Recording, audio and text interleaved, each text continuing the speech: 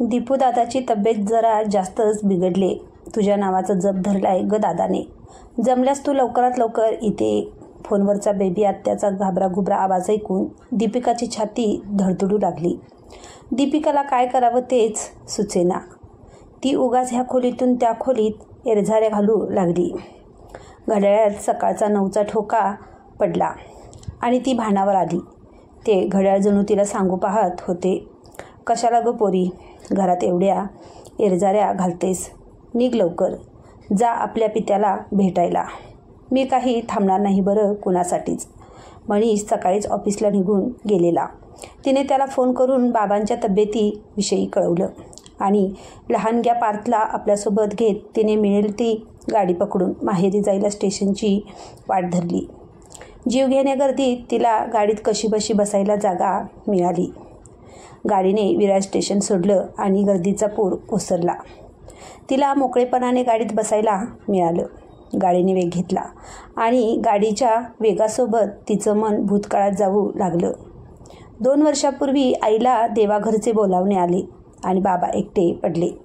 वर्षभरापूर्वी अंगणात पाय घसरून पडायचं निमित्त झालं आणि बाबांनी खाट धरली. किती दवाखाने झाले पण त्यांच्या तब्येतीत फरक मात्र शून्य.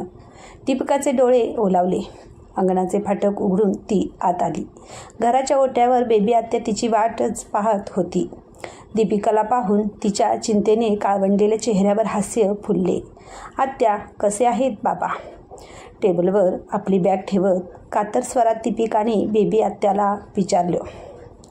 आपल्या लेकीच्या येण्याची चाहूल आतल्या खोलीत खाटेवर असलेल्या अरुणरावांना लागली.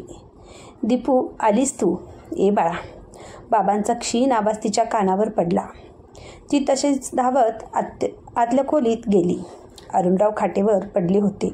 त्यांची चर्या कोमजलेली होती. हातापायावरची कृश सुरकुतलेली कातडी खाली लोंबकळत होती. त्यांचे डोळे खोल गेलेले, पण दीपूला पाहताच ते निस्तेज डोळे विलक्षण तेजाने लुकलुकू लागले. आपल्या लाडक्या लेकीला पाहून त्यांच्या रया गेलेल्या चेहऱ्यावर हर्ष लहरी उमटल्या. त्यांचा चेहरा टवटवीत दिसू लागला. दीपिका आपल्या वडिलांच्या शेजारी खाटेवर बसली. तिने त्यांच्या अंगावरचे अंथरूण नीटनेटके केले. आपल्या वडिलांची ही अवस्था पाहून तिच्या घशात हुंदका ताटून आला. बाबा कसे आहात? अरुणरावांचा जीव लेकीच्या प्रश्नाने कळवळला. त्यांच्या मनात अनेक भावरंग उमटले. त्यांचे डोळे थरथरले. त्यांनी आपल्या कृश हाताने आपल्या लेकीचा हात धरण्याचा दुबळा प्रयत्न केला. त्यांच्या डोळ्यातून एक अश्रू गालावर पाण्याची रेष उमटवत खाली घसरला. तो अश्रू घरघळत जात कानी पाठी पांढऱ्या झालेल्या त्यांच्या शुष्क केसात अडकला.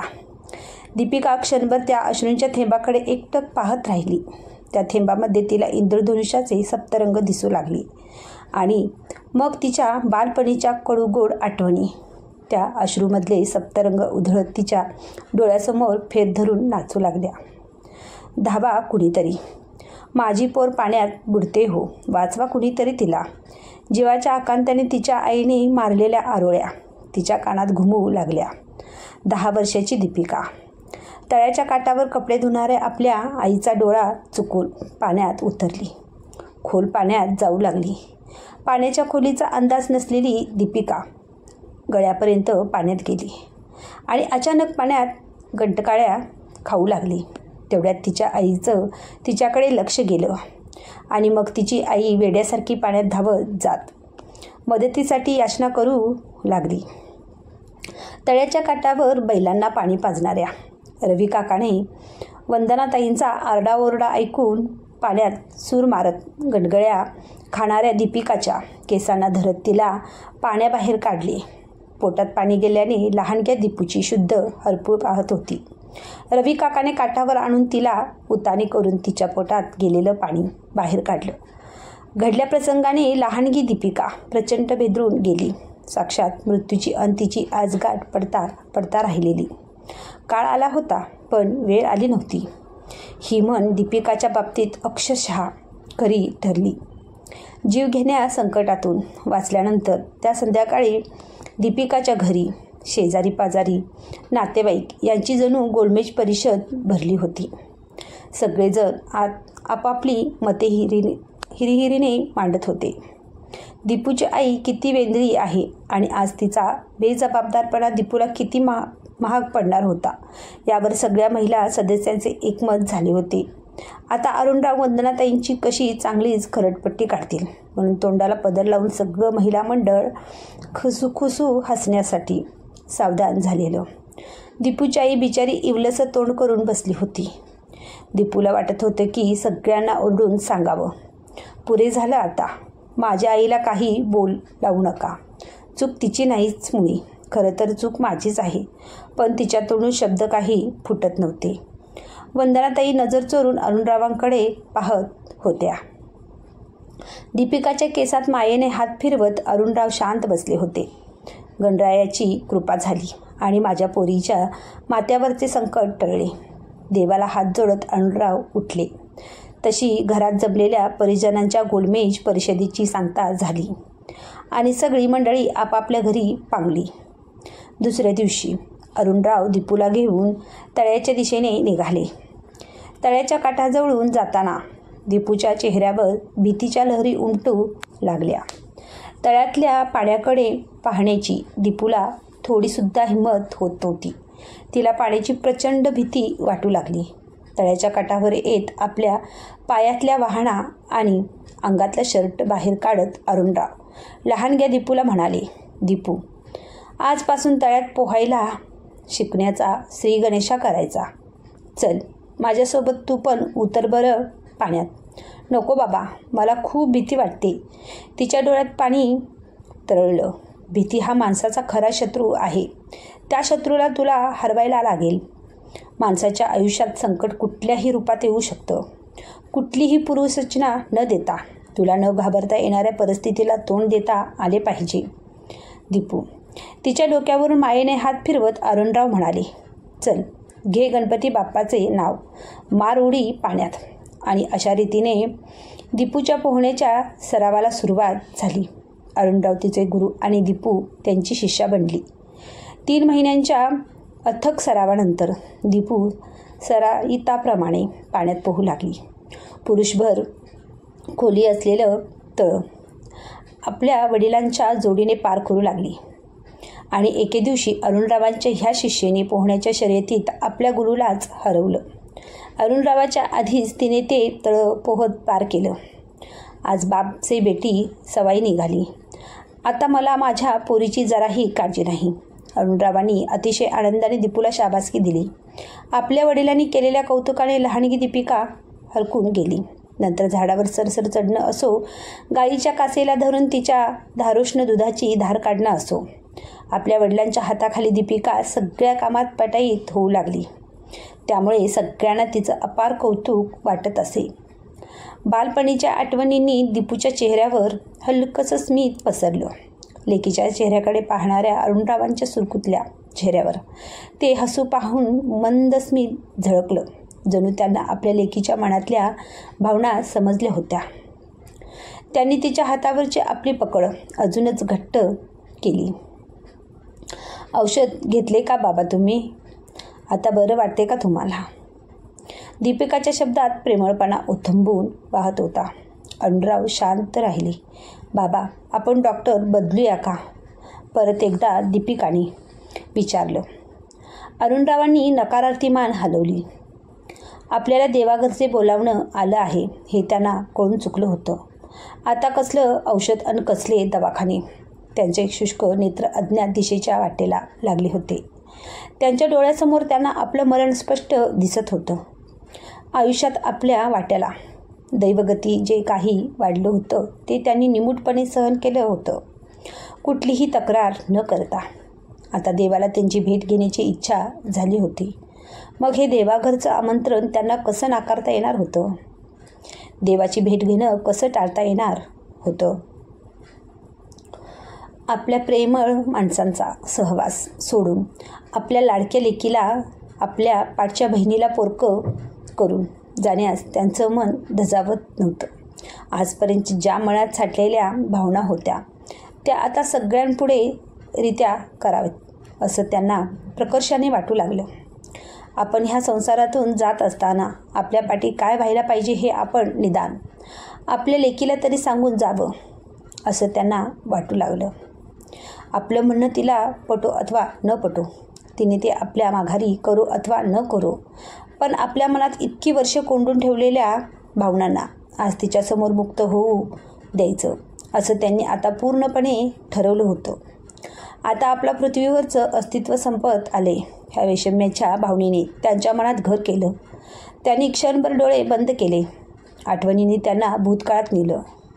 त्यांच्या डोळ्यासमोर त्यांचं बालपण तरळू लागलं. त्या आठवणीसोबतच वंदनाताईसोबत केलेल्या संसाराच्या कडूगोड आठवणी चित्रपटासारख्या पुढे सरकू लागल्या. दीपूचा जन्म होण्याआधी अरुणराव आणि वंदनाताईंची 2 बाळं जन्माला येऊन 15 दिवसांची होऊन दगावली होती. औषधोपचार आणि देवाच्या कृपेने दगावलेल्या 2 बाळांच्या पाठीवर दीपू जन्मली होती. जन्मतः दीपूने तब्येतीने नाजूक होती, पण देवाच्या कृपेने ती बचावली. लहानपणापासूनच दीपूला अरुणराव आणि वंदनाताई जीवापाड जपत, पण वंदनाताईपेक्षा अरुणरावांची माया दीपूवर किंचित जास्त होती. त्यामुळे दीपू आपल्या वडिलांच्या खूपच जवळ होती. वंदनाताईंचं दुःख मोठं होतं. 2 पोटच्या गोळ्यांना गमावल्यामुळे त्या कधीकधी आताताईपणा करत, चिडचिड करत. कदाचित आपल्याला मुलगा नाही ह्याचं दुःख त्यांना सतत टोचत असावं. हे जाणून त्यांच्या दुःखावर, वेदनेवर अरुणराव हळूवार फुंकर घालत आपल्या सहचारिणीच्या भावना समजून घेत असत. दीपूच्या पाठीवर मुलगा हवा म्हणून वंदनाताईंनी खूप उपास-तापास केले, नवस म्हटले. शेवटी दवाखाने पण झाले, पण नंतर त्यांची कूस काही उजवली नाहीच. त्यांची इच्छा काही फळाला आली नाही. अरुणरावांनी मात्र कधीही मुलगा हवाच हा हट्टास धरला नाही. कशाला हवा वंशाला दीपक? ही माझी दीपू नाही आहे का? माझ्या वंशाला माझी तेवणारी ज्योत आहे ती, म्हणून तर मी तिचं नाव दीपिका ठेवले. अरुणराव मुद्दाम वंदनाताईंना चिडवत. हो हो बाई तुमची गुणाची, काय बाई पायगुणाची असे म्हणत वंदनाताई मग कोटी करत असत. मग आहेस की माझी पोर गुणवान. दीपूच्या कपाळावर भुरभुरणाऱ्या केसांच्या बटा तिच्या कानाच्या मागे सारत अरुणराव तिचा मायेने गालगुच्चा घेत म्हणत असत. दीपूला आपल्या आईवडिलांच्या बोलण्याची त्यावेळी भारी गंमत वाटत असे. आपल्या आईच्या मनात काय सल आहे हे समजून घेण्या इतपत तिचं वय नव्हतं, पण वाढत्या वयाबरोबर तिने आपल्या आईच्या भावना समजून घेण्याचा अतोनात प्रयत्न केला.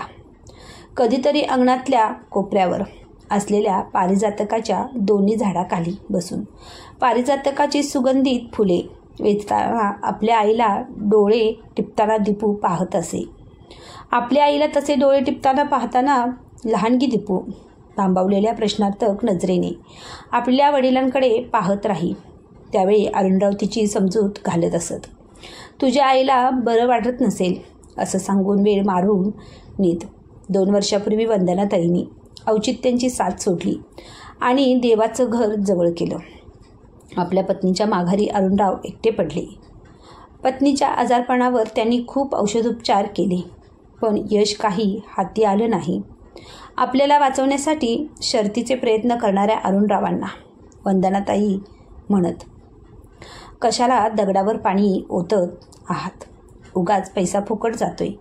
पण अरुणरावांनी प्रयत्न सोडले नाहीत. शेवटी वंदनाताईंनी त्यांची साथ सोडली, ती सोडलीच. दैवगतीपुढे कोणाचे काय बरं चालणार. आपल्या बाबांना झोप लागली आहे असं दीपूला वाटलं. त्यांच्या शांत पापण्या मिटलेल्या चेहऱ्याकडे ती मायेने पाहू लागली. त्यांच्या हाताची तिच्या हातावर असलेली पकड सैल करत ती अलगद तिथून उठू लागली, पण अरुणरावांनी तिचा हात घट्ट धरत तिला तिथेच बसायला लावले. तिच्याकडे पाहत ती म्हणू लागले, दीपू माझ्या माघारी तुझ्या आईला नवमीला भरणी श्राद्ध आठवणीने घाल बरं. सवाष्णी गेली तुझी आई. बाबा दीपूला हुंदका आवरेना. तुम्ही बरे होणार आहात बाबा, उगाच काही अभद्र नका बोलू. पोरीला का रडतोय रे दादा. बेबी आत्याने पदर डोळ्यांना लावला. अरुणराव क्षीण हसले. दीपू तुझ्या या बेबी आत्याला माझ्या माघारी सांभाळ. लग्नाच्या वर्षभरात दुर्दैवाने तिच्या पदरी वैधव्य आलं आणि त्यानंतर आजतागायत आपल्या भावाच्या संसारात मायेने खपली ती. तिला अंतर नको देऊ. बेबी आत्या डोळ्याला पदर लावत आतल्या खोलीत निघून गेली. दीपूला आता खूपच रडू येऊ लागलं. तिला तसं रडताना पाहून अरुणरावांना अतिशय वाईट वाटलं. लहानपणी हट्ट करत रडणारी, आपल्या चिमुकल्या हाताच्या दोन्ही लालबुंद पंजांनी गालावर ओघळणारे अश्रू आणि नाकातून वाहणारे पाणी पुसणारी शेंबडी चिमुकली दीपू त्यांच्या डोळ्यासमोर दिसू लागली. त्यांना क्षणभर वाटलं की असंच उठावं आणि तिथे तिचे अश्रू आपण आपल्या हाताने पुसावीत. तिच्या केसांच्या कपाळावर भुरभुरणाऱ्या बटा कानामागे सरकाव्यात. तिच्या डोळ्यावरून मायेने हात फिरवावा, पण आता ते करणं त्यांना शक्य नव्हतं. त्यांच्या मनातल्या त्या हळव्या भावना पूर्ण करायला त्यांचं कृश शरीर असमर्थ होतं. त्यांना जुन्या आठवणी, विशेष म्हणजे तो प्रसंग आठवला. आपल्या लाली गाईला गोड जेवणाचा नैवेद्य खाऊ घाल, तिला मनोभावे आरती करत जा. लाली म्हणजे तुझी थोरली बहीणच आहे बरं. दीपू, बाबा डोळ्यातले पाणी पुसत दीपू हसू लागली. दीपूच्या बालपणी अरुणरावांनी तिच्या दुधाची सोय व्हावी म्हणून काबऱ्या रंगाची एक कालवड आणली होती. तिचे वासरू म्हणजेच लाली. अरुणरावांनी त्या वासराचे प्रेमाने लाली असे हे नामकरण केलं होतं. बाबा, माझ्यापेक्षा जास्त लालीचे लाड करता तुम्ही. मी नाही तुमच्याशी बोलणार. लहानगी दीपू फुरगटून बसत असे. किती त्या आठवणी, गोड अन कडू, पुसट होऊ पाहणारी भूतकालीन स्मृतिचित्रे जणू ती. आज अरुणराव आणि दीपिकाच्या उरात भूतकाळातल्या आठवणींचा नुसता कड फुटला होता. थोडा वेळ अरुणराव आणि दीपिका शांतच राहिले आणि अचानक अरुणरावांचे डोळे पाजरू लागले. दीपूने आपल्या वडिलांचा हात घट्ट धरला. दीपू, अरुणरावांचा खोल गेलेला आवाज कातर झाला. बोला बाबा, मी ऐकते. दीपूने आपले डोकं त्यांच्या जवळ नेलं. लहानपणी तू नेहमी विचारायचीस ना की तुझी आई त्या अंगणातल्या कोपऱ्यावरच्या पारिजातकाच्या झाडाखाली असं का गाळते ते. हो बाबा, तुझ्या आईचं दुःख अपाट होतं. अंगणातल्या त्या दोन्ही पारिजातकाच्या खाली तुझ्या भावंडांना, हे जग न पाहिलेल्या तिच्या पोटच्या गोळ्यांना तिथे पुरले ग. हे जग न पाहू शकलेल्या बाळांच्या स्मृती सतत डोळ्यासमोर तेवत राहाव्यात म्हणून पारिजातकाची झाडं लावली तिने त्यावर. त्या झाडांना मोठं होताना ती पाहत होती, जणू ती सोडून गेलेली बाळं मोठी होत आहेत असा भास तिला होत होता. पारिजातकांच्या फुलांच्या सुगंधात तिचं हे हरवलेलं मातृत्व अनुभवत होती. एक आई म्हणून खूप मोठं दुःख होतं तिचं. त्या झाडांशी बोलून, त्या फुलांचा सुगंध घेऊन जणू ती त्या गमावलेल्या आपल्या पोटच्या गोळ्यांशी संवाद साधत होती. तिला त्यातून समाधान मिळत होतं. त्या झाडावर कधीच कुऱ्हाडीचे घाव घालू नकोस दीपू. त्या झाडांची जमेल तेवढी काळजी घे. तुझ्या आईचा आणि माझाही जीव अडकलाय त्या पारिजातकांच्या झाडात. आणि मग आपले कातडी लोंबलेले कृश हात जोडत अरुणराव रडू लागले. मग दीपिकाला आपले अश्रू आणि भावना दोन्ही आवरता आल्या नाहीत. आईच्या आठवणीने तिला दुःखाचे उमाळे येऊ लागले. ती रात्र चिंतेने सरली. दीपिकाने फोन करून मनीषला दुसऱ्या दिवशी बोलावून घेतलं. दिवसभर अरुणराव खोल गेलेल्या आवाजात बोलू पाहत होते, पण आज त्यांचे उच्चार सुस्पष्ट नव्हते. पण तरीही त्यांना आज रिकामं वाटत होतं. आपल्या मनात साठलेल्या भावना आपल्या लेकीसमोर अखेरच्या भेटीत व्यक्त केल्याने आता कुठल्याही क्षणी आपला श्वास थांबला तरी त्यांना त्याचं वाईट वाटणार नव्हतं. त्या दिवशीच्या रात्री दीपिका आपल्या बाबांच्या उशाशी बसून जागीच होती. श्वासाने खालीवर होणाऱ्या आपल्या वडिलांच्या छातीकडे ती एकटक पाहत होती. बसल्या जागी दीपिकाचा डोळा लागला. घड्याळात पहाटेचा 5चा ठोका पडला अन तिच्या जडावलेल्या पापण्या खाडकन उघडल्या. तिने आपल्या वडिलांकडे पाहिलं. त्यांना शांत झोप लागली होती. त्यांचा श्वास धीम्या गतीने सुरू होता. दीपिका बाहेर घराच्या वरांड्यात आली. ढगातून डोकावणारं पहाटेचं चंद्राचं क्षीण चांदणं आता पुसट होऊ लागलेलं. वातावरणात गार हवा सुटलेली. दूर चंडिका मातेच्या मंदिरातून येणारा पहाटेच्या आरतीचा आणि घंटेचा नाद कानावर पडत होता. पारिजातकांच्या फुलांचा सुगंध हवेत पसरलेला. तिला बाहेर आलेलं पाहून मनीष तिच्या पाठोपाठ वरांड्यात आला. दीपिकाची मनस्थिती मनीष जाणून होता. त्याने तिच्या खांद्यावर प्रेमाने थोपटले. अंगणातले फुललेले दोन्ही पारिजातक आणि आकाश लुकलुकणाऱ्या तारका पाहून दीपिकाला बाळपणीच्या आठवणी येऊ लागल्या. लहानपणी आकाशातले अगणित तारे पाहून दीपिकाला प्रचंड आश्चर्य वाटायचं. मग ती विस्मयाने आपल्या आईला विचारत असे, आई, हे आकाशातले एवढे तारे कुठून येतात ग? मग तिची आई तिला उत्तर देत म्हणत असे, आपलं प्रिय माणूस आपल्यातून हे जग सोडून गेलं नाकी. वर आकाशात जाऊन तो जीव लुकलुकणारा तारा बनतो आणि मग तो तारा वरून आकाशातून लुकलुकत खाली जमिनीवरल्या आपल्या प्रियजनांना पाहतो. आईच्या या उत्तराने चिमुकल्या दीपिकाचे समाधान होईल. आणि तिची आई हे जग सोडून गेल्यानंतर गेल्या 2 वर्षापासून दीपिकाला जणू नादच लागला. घराच्या गॅलरीतून गच्चीवरून आकाशात लुकलुकणाऱ्या ताऱ्यांकडे पाहण्याचा. आकाशात पूर्व दिशेला लुकलुकणारी एक चांदणी जणू तिची आईच आहे असं तिला भासू लागलं. आजसुद्धा ती त्या लुकलुकणाऱ्या चांदणीकडे एकटक पाहू लागली आणि तत्क्षणी अचानक लुकलुकणाऱ्या त्या चांदणीच्या बाजूला एक नवीन तारा उगवला. तो स्वयंप्रकाशाने लुकलुकत लागला. दीपिका त्या दोन्ही लुकलुकणाऱ्या ताऱ्यांकडे विलक्षण आश्चर्याने पाहू लागली आणि आत घरात सारं काही शांत झालेलं.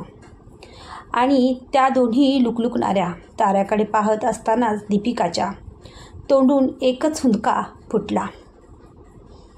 कथा कशी वाटली हे कमेंट करून सांगा आणि आवडली असेल तर लाईक करा. चॅनेलवर नवीन असाल तर सबस्क्राईब नक्कीच करा.